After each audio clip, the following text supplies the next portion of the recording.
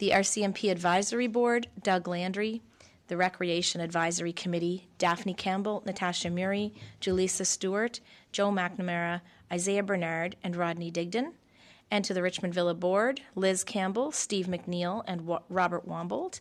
And to the Eastern Counties Regional Library, Josie Robinson.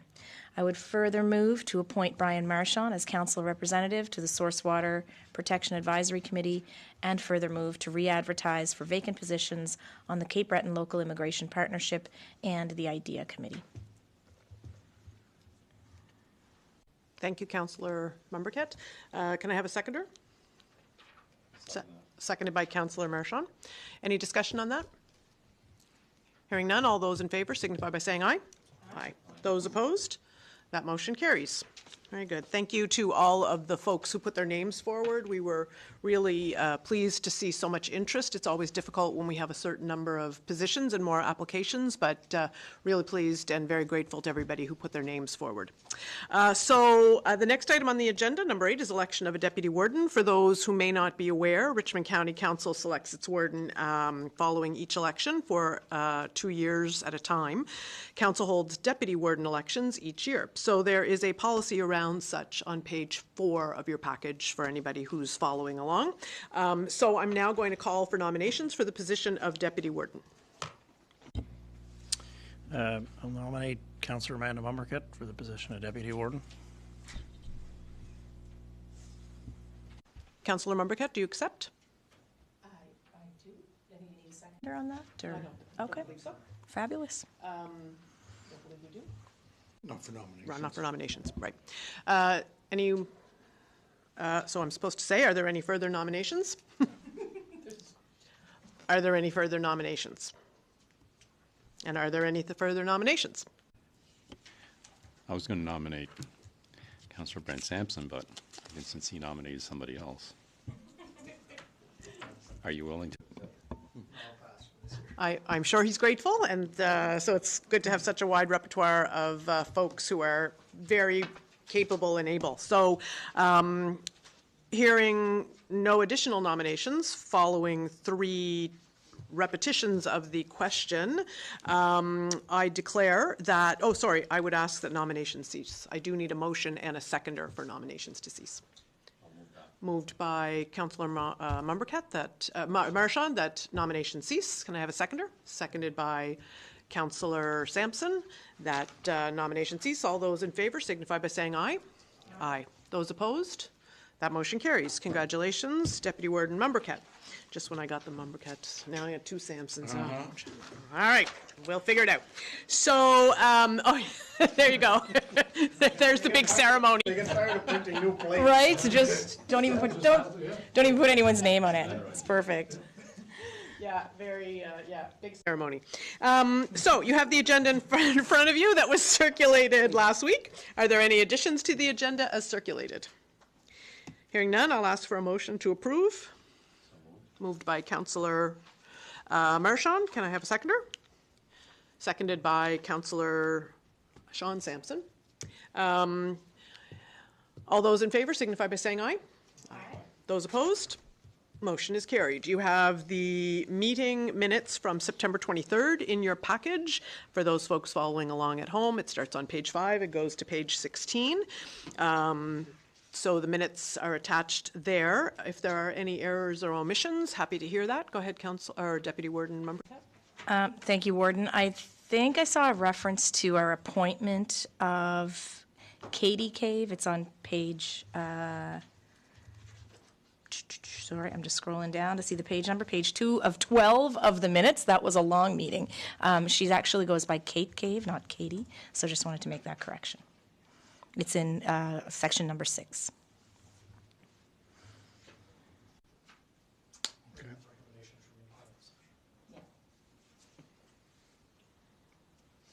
Page 2 of 12. Oh, page 2. Right in number 6. Yep, got you. Yeah.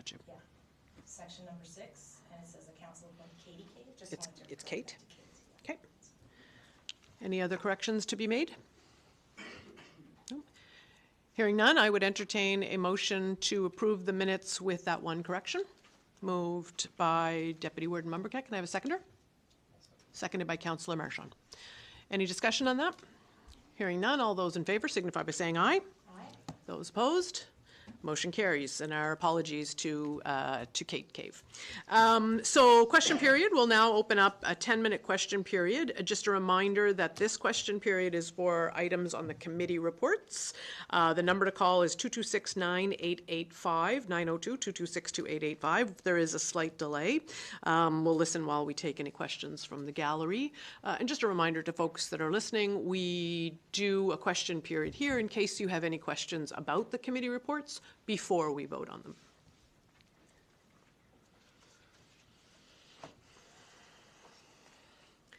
So you'll read the reports.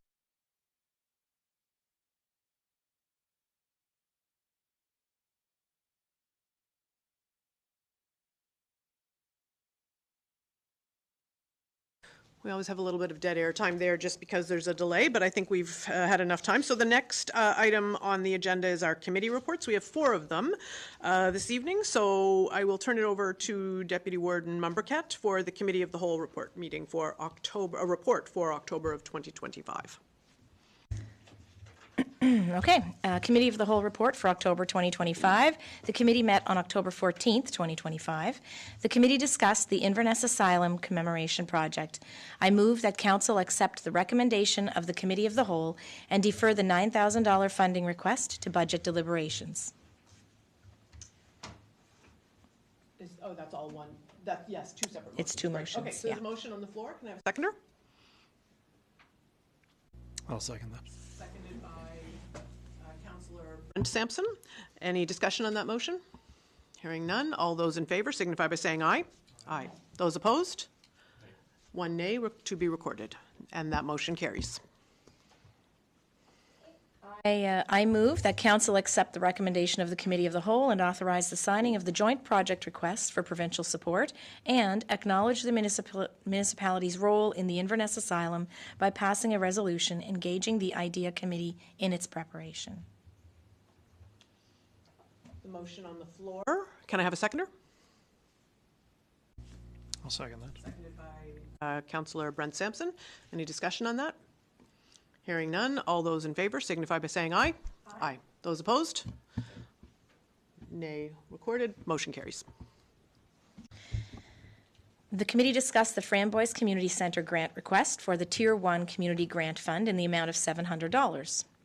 I move that Council accept the recommendation of the Committee of the Whole and rescind the motion made on June 24th, 2025, action item number 590, which granted $1,000 to the Framboise Community Centre. Motion on the floor. Can I have a seconder? I'll second. Seconded by Councillor Brent Sampson. Any discussion? Hearing none. All those in favor signify by saying aye. Aye. Those opposed? Motion carries. I move that Council accept the recommendation of the Committee of the Whole and approve the Framboise Community Centre grant request for the Tier 1 Community Grant Fund in the amount of $700 and be allocated as follows: $350 from the District 5 Fund and $350 from the Regional Fund. Can I have a seconder? I'll second that. So moved by Deputy Warden, seconded by Councillor Brent Sampson. Any discussion on that? Hearing none. All those in favor signify by saying aye. Aye. Those opposed? Motion carries. The committee discussed the low-income property tax exemption program. I move that Council accept the recommendation of the Committee of the Whole and approve an extension to the application deadline for the 2025 low-income property tax exemption program to December 31st, 2025, and that qualified applicants who have paid their property taxes in full receive their exemption amount by rebate check. Moved by Deputy Warden Mumbercat, seconded by Councillor Marchand. Any discussion on that? Hearing none. All those in favor signify by saying aye. Aye. Those opposed? Motion carries. I move that Council accept the recommendation of the Committee of the Whole and refer the low income property tax exemption program, it's a mouthful, to the Bylaw and Policy Committee to change the application deadline to December 31st. Can I have a seconder? I'll second that. Moved by the Deputy Warden, seconded by Councillor Brent Sampson. Any discussion on that? Just a note to residents that it aligns now with the seniors property tax rebate. So hopefully this will be more convenient for folks moving forward. And seeing no further discussion, all those in favor signify by saying aye. Aye. Those opposed, motion carries. The committee discussed the letter from the Honourable John Lohr, Minister of Municipal Affairs, regarding the summary of amendments to the Municipal Government Act. I move that Council accept the recommendation of the Committee of the Whole and refer the MGA amendment, tax reductions due to natural disasters, to the Bylaw and Policy Committee for further discussion. Moved by the Deputy Warden, seconded by Councillor Marchand. Any discussion on that? Hearing none, all those in favor signify by saying aye. Aye. Those opposed? Motion carries. I move that Council accept the recommendation of the Committee of the Whole and refer the MGA amendment allowing tax sale payments to be made electronically to the Bylaw Policy Committee for further discussion. Moved by the Deputy Warden, seconded by Councillor Marchand. Any discussion on that? Hearing none, all those in favor signify by saying aye. Aye. Those opposed? Motion carries. The committee discussed the application to the province for cost-shared paving for the 2026-2027 fiscal year. Supplementary information attached. I move that Council accept the recommendation of the Committee of the Whole and add Tunar Lane to the list. Moved by Deputy Warden Rumbercat, seconded by Councillor Marchand. Any discussion on that? Hearing none, all those in favor signify by saying aye. Aye. Those opposed? Motion carried. I move that Council accept the recommendation of the Committee of the Whole and submit an application to the province for cost-shared paving of the following J-class roads in order of priority: Kings Road, Rockdale, Tunar Lane, River Bourgeois, Forgeron Road, West Arichat, Sampson Road, Lordoise, and Lobster Plant Road, Cape Auguette. Can I have a seconder? I'll second that. Okay, so moved and seconded by Councillor Brent Sampson. Any discussion on that? Sure. I'd like to make is that the list be Kings Road first, Bergeron Road second, Sampson Road third, Chouinard Lane fourth, and Lobster Plant Road fifth, based on the information that we received with the numbers of residents on the roads.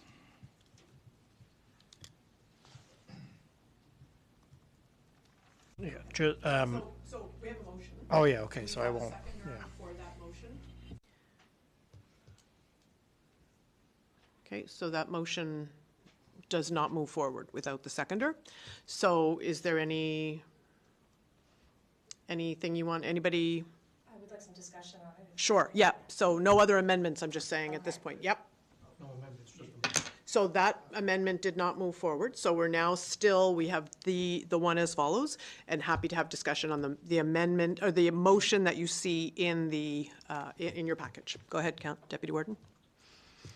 Okay, it does specifically mention paving, but I think we had talked about the double chip seal. So I would just, like whereas Tunar Lane is a dirt road now off of a small section of dirt road, I guess I would just add that to the discussion or the question that we posed to the province.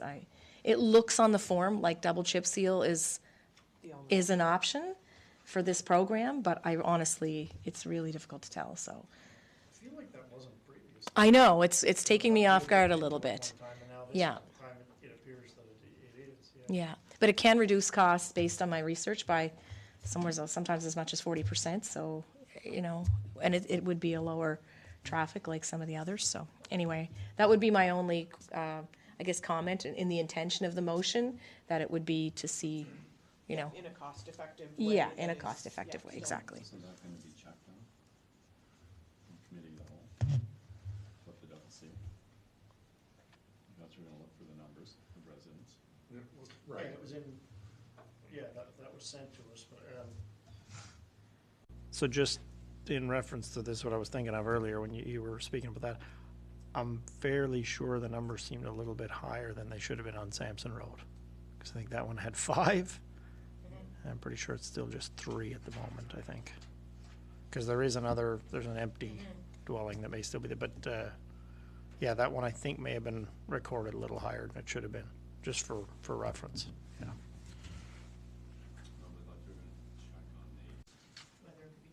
Chip sealed or paved. Got that direction. I know there was conversation, but I don't know if I did. And if I received it, I can tell you that I did not, though. But I'm more than happy to explore that when we fill out the form with your guys' priorities, that, you know, if chip seal is an option, by all means. Okay. Yeah, not a problem. So is there any other discussion on the motion that we see? And I'll read it again. So the council accept the recommendation of the committee of the whole and submit an application to the province for cost-sharing paving of the following J-class roads in order of priority: Kings Road, Twinor Lane, Forgeron Road, Sampson Road, and then Lobster Plant Road. So that's the motion. Do we have any? Yeah, thank you, Ward. Yeah, I know that there was discussion on this last week or last meeting during my absence, and I've had many discussions about Lobster Plant Road, and you know, people are aware that it is a long-term goal, but it's a costly one as well. So people are aware of that situation, and we're okay. I'm okay with the priority and the list the way it is. Yeah. Thank you. I actually drove both of them just this week, and Forgeron Road is actually not in terrible shape. And although there are a number of roads there, it's fairly short for the number of houses, and there are certainly to the north and south of that road are roads that are in much worse condition. So Port Royal Road, Anthony Road, certainly much more in need than these. They're just not J-class roads. So I'm satisfied with this list. Yeah. So my word. Oh, try again. Yeah, so am I, Warren, and having those discussions, I think that road is graded twice a year, and their only concern was that the base of the road, the gravel part of the road is kind of to its bare minimum. So they realize that, you know, grading does help it twice a year, but it's also depleting the gravel, right? So they're looking at maybe, you know, having a new base put in there or some kind of gravel. So that might be something to look forward to in the future, right? Thank you. And Madam Chair, through you to the councillor as well, we had a conversation with our Director of Public Works, and he's going to reach out to the province as well to see if we could possibly even break that road into 2 pieces to make it more palpable, cost-wise to us and the province. That maybe, you know, it may take longer to get it done, but if we broke it into smaller pieces and smaller projects, at least it's on the radar, and when money's available and crews are mobilized to our area, we may be able to make use of it. Okay, so we have a motion on the floor. Is there any other discussion? Hearing none, all those in favor signify by saying aye. Aye. Those opposed? Motion carries. But I still don't think I checked on the chip seal. This concludes the Committee of the Whole report for the month of October 2025, and I move its adoption. Thank you, Deputy Warden. There's a motion to adopt the Committee of the Whole report. Can I have a seconder? I'll second that. Seconded by Councillor Brent Sampson. Any discussion on that? Hearing none, all those in favor signify by saying aye. Aye. Those opposed? Motion carries. Planning Advisory and Heritage Committee, Councillor Brent Sampson chairs that committee, so we'll ask him to deliver that report. And that's for folks following along at home on page 29. Okay, thank you, Warden. Planning Advisory Heritage Committee report, October 2025. The committee met on October 4th, 2025. The committee discussed the review of permitting practices for standalone buildings.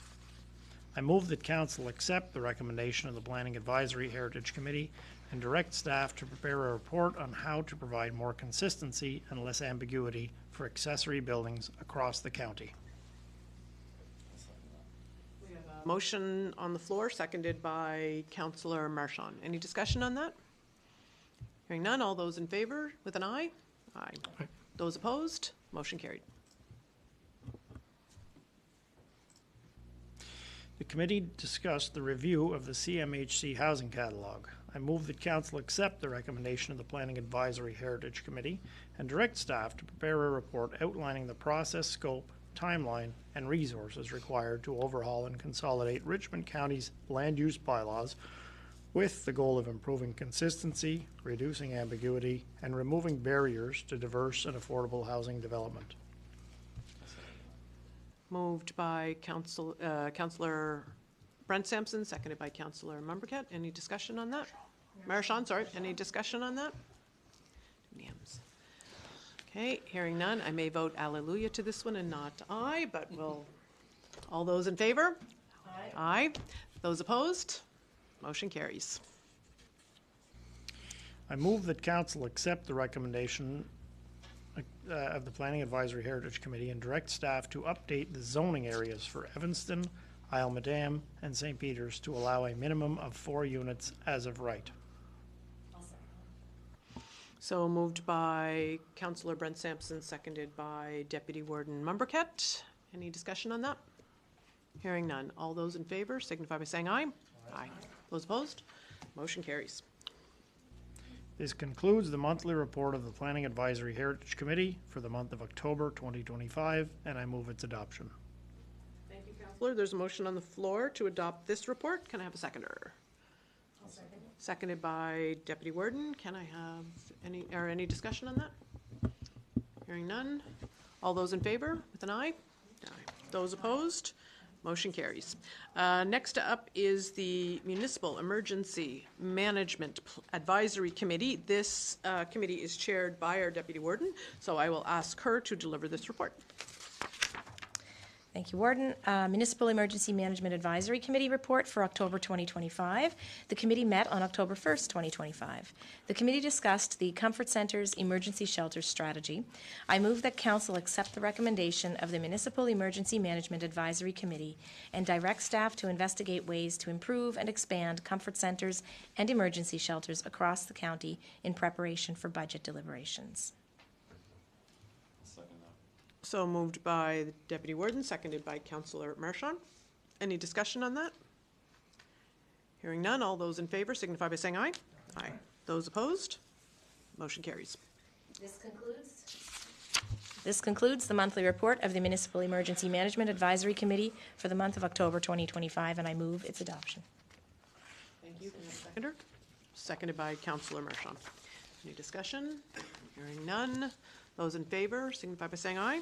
Aye. Those opposed? Motion carries. And finally, the Bylaw and Policy Committee meeting.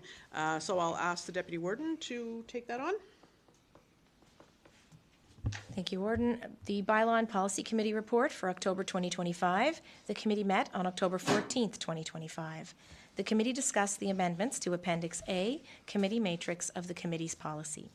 I move that Council accept the recommendation of the Bylaw Policy Committee and remove the St. Anne's Community and Nursing Care Centre and the volunteer fire departments from the committee matrix and add the Richmond Water Utility Source Water Protection Advisory Committee. Motion on the floor. Can I have a seconder? Seconded by Councillor Sean Sampson. Any discussion? Go ahead. Should that be Isle Madame? It's just one fire department, right? The Isle Madame Fire? No, actually, the matrix had fire departments on it. The only one that actually anybody was attending as a member. I know Councillor Brent Sampson talked about going just as a guest, but the matrix specifically said fire departments. And so the letter in there talks about Isle Madame. It was the only one we were attending, but the matrix would have that removed. Okay, any other discussion on that? Go ahead. Yeah, Warren, so I see that the St. Anne's and Nursing Home Centre is on this list as well. But when looking at point 15, B, it looks at sending a letter to the Isle Madame Fire Department just stating our decision. I was hoping, and I was asked to see if we could provide the same kind of letter to the St. Anne Nursing Centre. Yes, we didn't even have a motion, we just sort of to make sure, and it was requested by the Almadam Volunteer Fire Department because they wanted to use it in their minutes when they amended their bylaws, but I certainly can send this exact same to the same, yep, no problem, and it'll be in your package next week then. Okay, any other discussion on that? Hearing none, all those in favor signify by saying aye. Aye. Those opposed, that motion carries. I move that council accepts the recommendation of the Bylaw Policy Committee and directs staff to review the St. Peters, Sampsonville and Area Water Utility Board governing documents and report back to the committee. Motion on the floor, can we have a seconder? I'll second that. Seconded by Councillor Brent Sampson. Any discussion on that? Can I just ask for clarification? What are we looking at their governing documents for? To what advantage is that to us? So I can provide some context. Yeah. Okay. Thank you, Warden. So the discussion on this was that currently our practice is to appoint members to that board, and it was outlined through what we understood to be an intermunicipal agreement, basically between the village and the county. So we wanted to look into that because it may not even be appropriate for us to be appointing members to their board based on that agreement. That agreement was for something very specific, and it seems like, in my view, this is part of the cleanup that we've been undertaking over the last number of years of organizing our committees, making sure we're in compliance, making sure that they're up to date. It may not even be appropriate for us to be appointing those members to that board. It's probably something they should do themselves, but we just need to clear it up. So that was why we wanted to look at the governing documents. Any other discussion on that? Hearing none, all those in favor signify by saying aye. Aye. Those opposed? And that's ready for committee though. Great. Okay, let's go ahead. The committee discussed the amendments to the grant disclosure policy. I move that council accept the recommendation of the Bylaw Policy Committee and adopt the grant disclosure policy with the following changes. Reword Section 4.1A, the name of the recipient with the total granted amount, the type of grant as defined in the current funding framework. Remove Section 4.1B and 4.1C. Remove Section 4.2. Reword Section 5.1, disclosure of such grant funding shall be on our municipal website and as per the Strategic Communications Plan. Remove Section 6.1B. Replace CFO with Director of Finance in 6.3. I'll second that. So moved by the Deputy Warden, seconded by Councillor Marchand. Any discussion on that? All those in favor signify by saying aye. Aye. Those opposed? Motion carries. Okay, this concludes the monthly report of the Bylaw Policy Committee for the month of October 2025, and I move its adoption. Thank you. We have I'll second that. by the Deputy Warden, seconded by Councillor Brent Sampson. Any discussion on that? With none, all those in favor say aye. Aye. Those opposed? Motion carries. Okay. So now we have the second reading of the bylaw that we spoke to in our public hearing. So for folks who like to follow along, it's on page 36 of your package. And so I will read, go ahead. Oh, Just one more time, just like to declare a conflict on this, just having done work there recently. so the record will show that because Councillor Brent Sampson had some involvement with this group some time ago, he has stepped out of the room. So the motion I'm looking for is that council give second reading approval to bylaw number R100, repeal of bylaw number 64, Dundee Hills Development Wastewater Management District bylaw. Anybody interested in moving such? Moved by Councillor Marchand. Can I have a seconder? Seconded by Deputy Warden Mumbercat. Any discussion on that?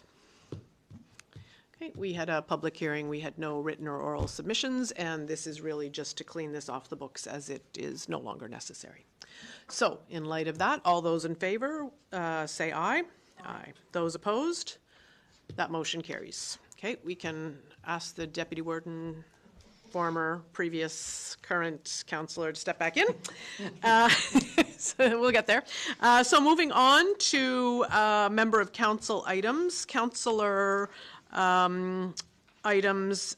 Deputy Warden Mumbercat has something she would like to speak to on the Code of Conduct changes. As those of us around the table know, Deputy Warden Mumbercat is the Strait Area Representative on the Nova Scotia Federation of Municipalities, and she's going to bring this topic to the table. Thank you. Thank you, Warden. So regarding the Code of Conduct, I asked to add this item to the agenda because there has been a recent decision by the province of Nova Scotia to pause the complaints process for members of the public that was put in place through the new Code of Conduct for municipal elected official regulations. These came into effect last year. So it's been about a year since they originally came into effect.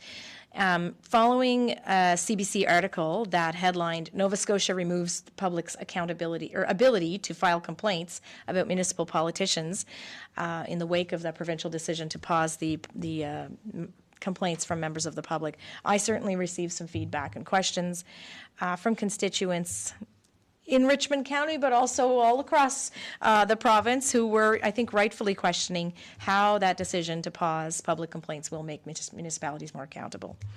Among the amendments to the regulations made earlier this month, and I won't go through them all, but two I wanted to highlight were that complaints may now be made by a council member related to the conduct of another elected official in the same municipality, not by a member of the public. Council members may not submit a complaint on behalf of another person or entity. So this really does hamstring the members of the public ability to be able to make complaints about the conduct of council. So with the amendments, because members of the public cannot lodge a complaint directly with an investigator, nor can they make a complaint to a councillor to pass along, councillors are really now the only ones who can make a complaint that would follow that particular investigative process outlined in the code and have the potential sanctions that are outlined in the code apply. Those changes don't apply to investigations that are already in progress. It's just for new ones going forward. And I think we were all left scratching our heads. I certainly was taken off guard because, after several years of work by the province, by the Nova Scotia Federation of Municipalities, by the Association of Municipal Administrators, the Association of Villages, there was an entire working group established to develop, and we finally had a code in place that provided a legal basis for investigations and sanctions. Prior to the code being adopted last year, we had very little to work with, and we depended on a very informal process that differed from one municipality to the other, and that depended on all parties to cooperate and accept sanctions because we really had no legal authority to impose them. That was the advice that we had gotten in the past. To be clear, though, I think the issue that the province encountered with this was that as soon as the new code was opened, in some municipalities it resulted in the submission of what I would consider a wave of frivolous complaints against elected officials. Examples of those complaints from people were from people who simply disagreed with the way a councillor voted. So if you were against an issue or for an issue, a complaint would be submitted. That a person might issue many complaints, that they were encouraging others to issue complaints on the same matters, et cetera, et cetera. And so what was happening is, the way the code is currently written, every single complaint triggers a full investigative process by an external party, right? And often those are people, the external party are people with expertise in legal and HR. So as you can imagine, the costs began to mount. And it didn't take long for them to become burdensome to both the municipality and the taxpayers' dollars. So instead of achieving its intent to create accountability, it really became more of a cost burden on the municipality. And I think language tweaks are definitely needed to address these issues so that the intention of the code and its parameters are better understood and articulated. And I also want to make it clear that public complaints about municipal officials have not been disallowed in Nova Scotia. And I feel like some of the media coverage, some of the conversation I've seen have been about that. You can still make a complaint about a municipal councillor. the difference is that it will follow that informal process that we had in place before. It won't follow under the code until such time as the language is clarified to try to limit those frivolous complaints. So, and again, the legally binding investigative process and the potential sanctions wouldn't necessarily apply. You'd have to be more cooperative in how you approached it, that type of thing. So NSFM did not go to the province with this. My understanding is that the province was getting complaints directly from municipalities because it was becoming an unmanageable cost and resource burden. So the reason I wanted to bring it forward tonight, Council, is because I understand the need for the pause so that, the province and maybe the old working group can get back together, to refine the language to enhance its clarity and reduce that administrative burden, protect against the misuse of it. But it does leave us back where we were before October 2024, which I think was widely recognized as not good enough. So, the situation is far from ideal with this pause. There are still avenues for members of the public to make their, complaints known to council or to a CAO, should such a thing arise. But we would like to get back to that formalized process. And my feeling is it sort of erodes trust in the public when you have something in place, then you have to take it away. But I also kind of see that if refinement of the language is needed to make this manageable for municipalities, especially small municipalities like ours, where we, have small budgets and limited number of people to deal with them, I think that that's fair. So I guess what I'm asking of council this evening is, could we consider sending a letter to the new Municipal Affairs Minister that the provincial government act quickly in working with municipalities to better define eligible, or maybe more specifically ineligible types of complaints, and to reinstate the ability of the public to submit them as soon as possible and copy NSFM. I'm sure the province is getting pressure to do such a thing, but I think that we want to make sure that this becomes an advocacy priority of the NSFM. So I'm looking for that type of motion this evening. So to move this forward, can I get you to make that motion, and then we can start with that. Okay, so the motion I will make is I will move that the council send a letter to Municipal Affairs Minister John MacDonald requesting that the provincial government act quickly in working with municipalities to better define eligible and or ineligible complaints, so that the ability of the public to submit complaints is reinstated, and to copy NSFM on that motion, requesting that it become an advocacy priority for them. So I have a motion on the floor. Can we have a seconder? I'll second that. Okay, moved and seconded by Deputy Warden Mumbercat and seconded by Councillor Brent Sampson.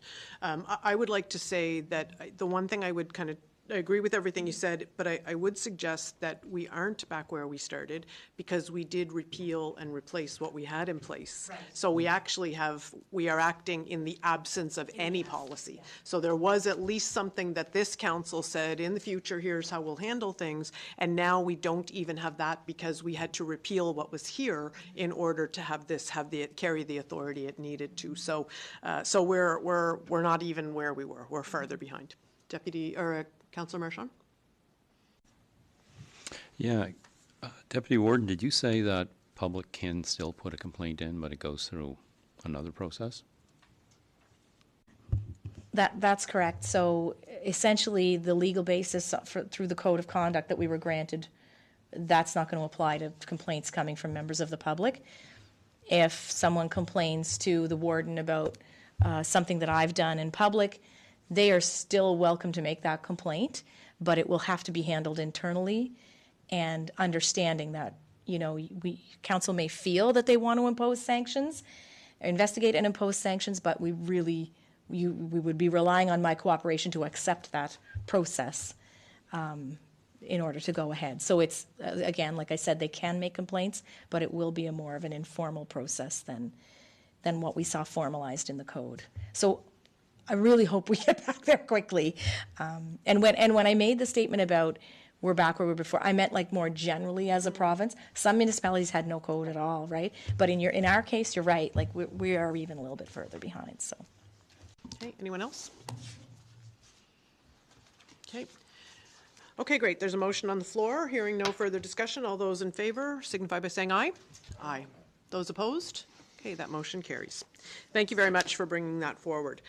We have some correspondence, only one that requires action. So we have a letter from Richmond County Literacy Network regarding the Dolly Parton Imagination Library. There's information on page 37, 38, 39 on that.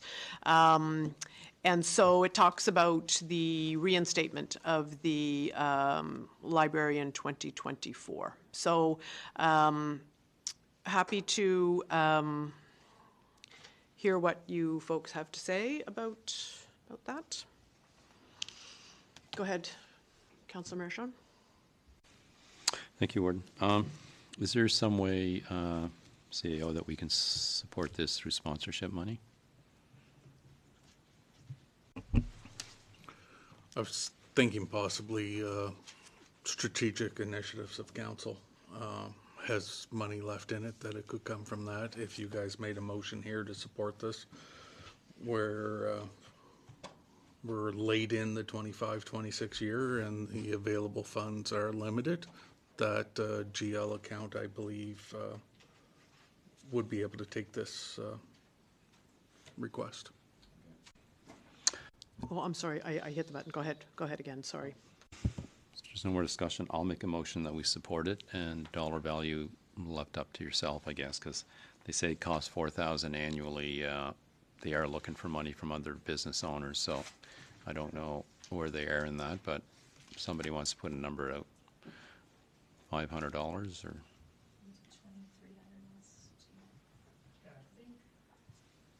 If I recall, did we have a specific request last year? Because I remember we've supported this in the past, this initiative, yeah. And I was trying to recall what that may have been in the past. I don't remember the monetary. Yeah, it was in April of last year, I think, 2024. We supported $2,600, I believe. But it came out of the 23-24 budget through our grant program. And I think that was we were thinking it was about half of what was going to be required at the time, and now they're saying 4,000, so just for reference. So wondering if there is an appetite, and to the point about strategic initiatives of council, I remember, I don't know if I was here or I watched it, but I remember Councillor Melanie Sampson talking about, the presentation around the EDI and the development inventory and our pre-primaries. And I certainly presented to council back in 2019, I think, on that same topic. And so the impact, the EDI and the studies that have come from that is that I think it's for every dollar the municipality puts into programs like this, you reap $3-ish in terms of, folks who don't need to access food banks, who don't need to access the social services that both the municipality and the province put in place. So I certainly am very supportive of the, $2,000 that would represent half the cost of this from strategic initiatives. So I'm wondering, are you comfortable framing your motion that way, Councillor? Yes, Warden. So I'll move that we take $2,000 out of Council's Strategic Initiatives Fund, providing it's there, to support this program. Anyone interested in seconding that? I'll second that. Brent Sampson. Any discussion on that? Go ahead. Warden, I'm wondering if we might consider deferring this annual request to budget and making it one of those strategic investments we consider right at budget time, if that makes sense. So there's a motion on the floor with a seconder, and I'm feeling that this is what they need for the 25-26. So I feel like this is, but could we, are you talking about a second motion that would then defer this very motion so that it's fixed for following years, right? So can we get this motion pushed through, and then I'm happy to defer this to budget deliberations for subsequent years? Go ahead. Well, it's more comment on what the Deputy Warden said. We don't know. Is this something they're going to do every year, though? says that they just reestablished it, so I guess it's a couple of years now then they reestablished it, not just, I kind of assumed it was just this year. So they started this back. Okay.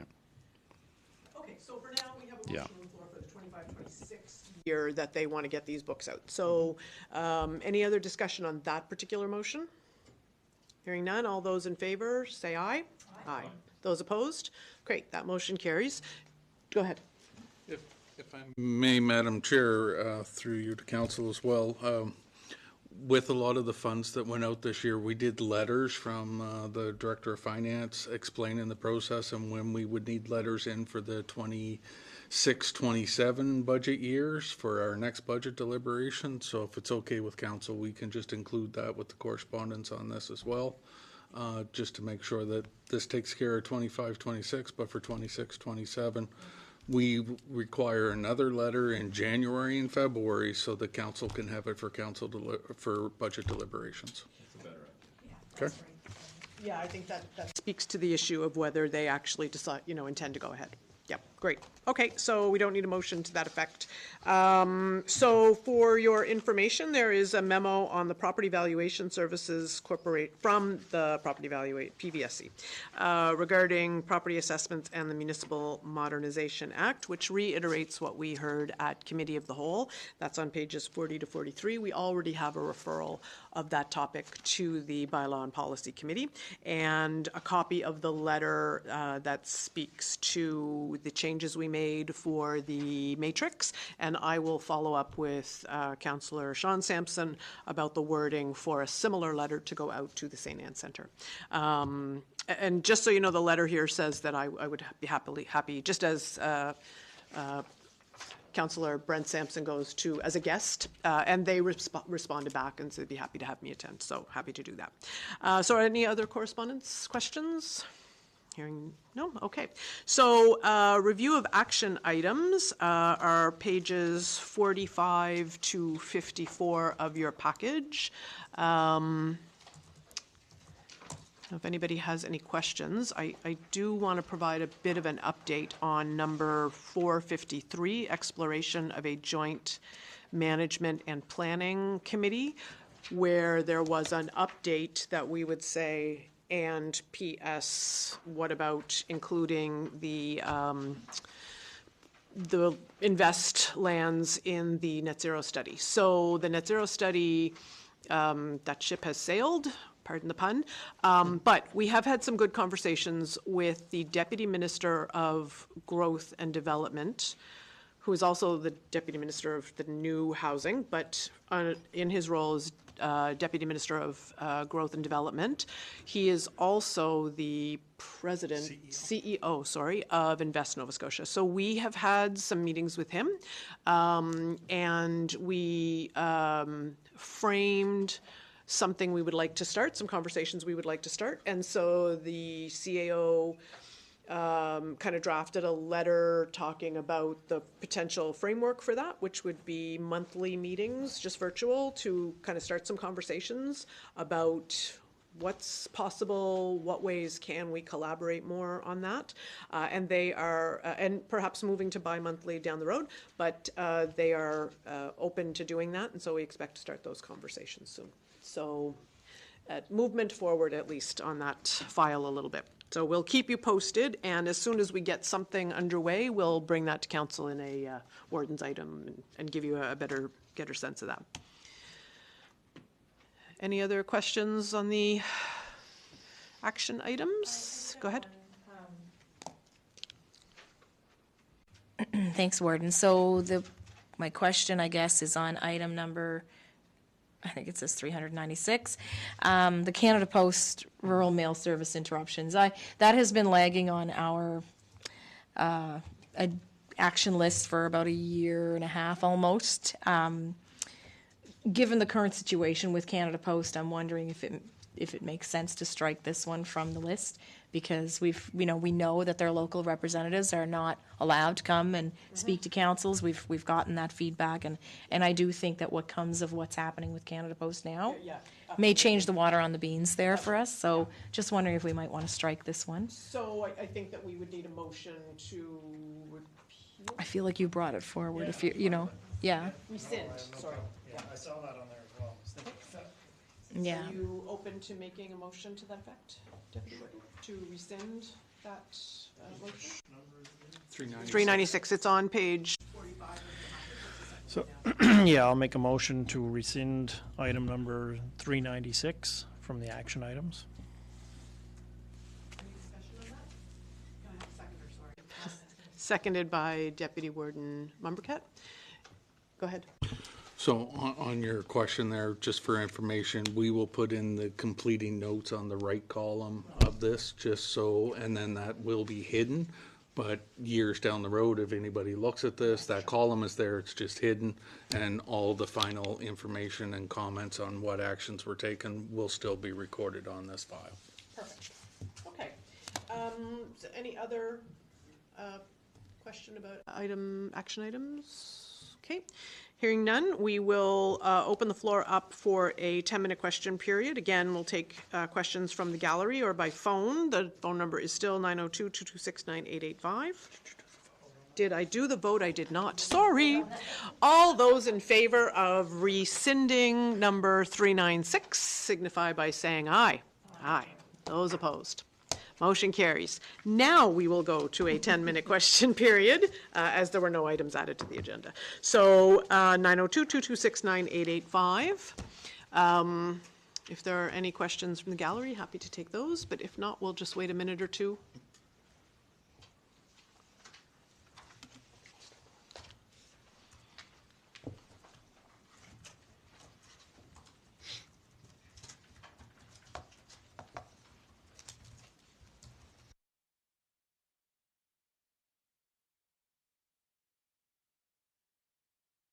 I think we've gotten to the point where folks could have gotten through if they had phoned. So seeing there are no further items on the agenda to deal with, this meeting with council is adjourned. Thank you, everyone.